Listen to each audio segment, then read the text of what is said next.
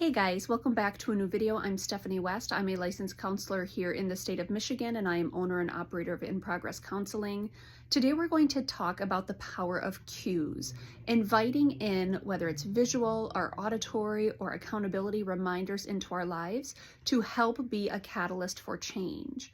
And so what that would typically look like with a client is they would come with some type of desire for a behavioral change, or some type of desire towards some thought pattern changes or some relational changes. And we would work on creating a system where there are cues to remind them about what is important to them.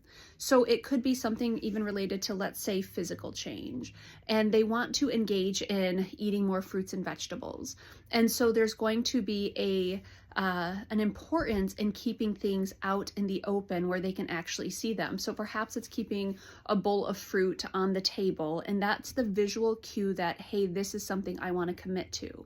Perhaps they're creating certain habits around, timing of eating. And so taking a calendar and putting it on the fridge and tracking things could be the visual cue. Perhaps it's medication that is getting missed on occasion, and that's not for their overall good. So they set an auditory cue at the same time of day to prompt them towards, hey, I need to go take this medication. Those are really wise ways to build habits. Now, typically, you wouldn't have to keep that cue as part of the system long term because the goal is to get the behavior autopiloted. But for some people, a long-standing cue can still be really, really helpful.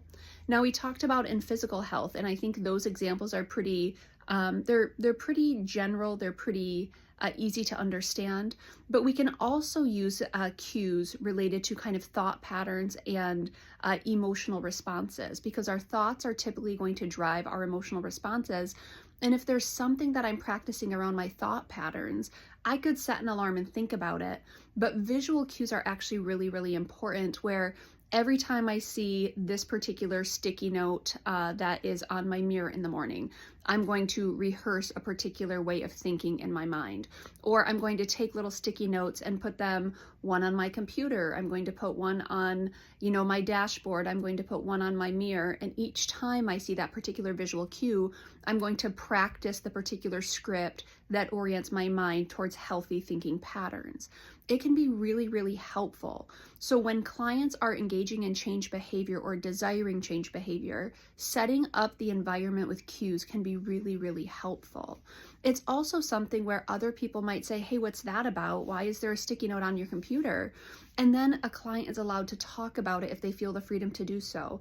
And they're able to say, oh, I'm just working on, managing my thoughts around catastrophizing, or I'm just taking time to reflect with gratitude on my parents because that's a relationship I'm working on, or I'm taking time to remember, one neat thing about each of my children because sometimes I get overwhelmed with parenting. But it can be a catalyst for inviting other people into the work we're doing. Now, that doesn't have to be true. And so if it's something where you need some more discreetness, even putting something like, a little dot reminder on your hand, or, a little sticker down in the corner of your keyboard or your computer screen. It can be big visual cues. They can be really little visual cues, but you have to be wise about who you are.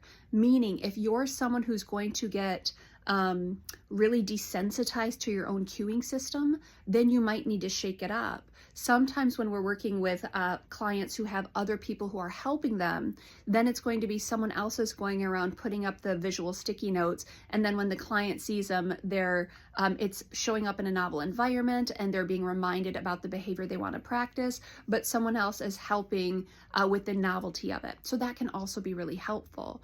But the goal is each time I see this thing, I want to engage in this behavior. And sometimes cues can be really, really important for us. So whether it's someone's checking in with me each day and saying, hey, Steph, did you adhere to what you wanted to adhere to today? Whether it's I set an alarm and do a intentional practice, or I take a medication, or I reach out and do a text to someone to check in on them. Whatever it is, Cuing is a very helpful part of getting our behaviors aligned with kind of our values and our principles and the things we want to be true. So consider where that fits in.